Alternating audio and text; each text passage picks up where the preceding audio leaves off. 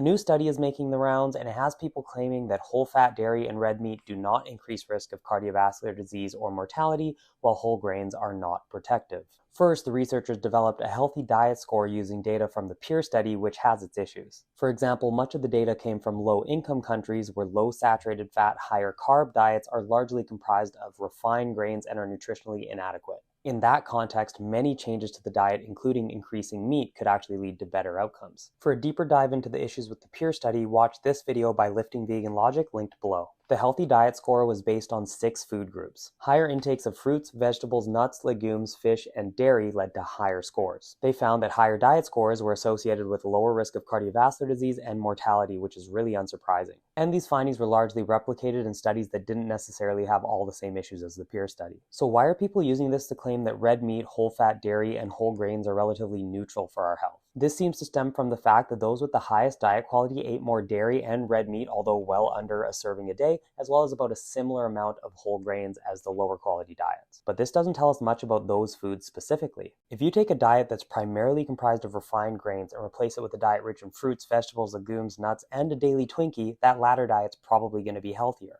But that doesn't mean that a lower Twinkie intake wouldn't be better. And it's a similar story for red meat and some whole-fat dairy products to varying degrees.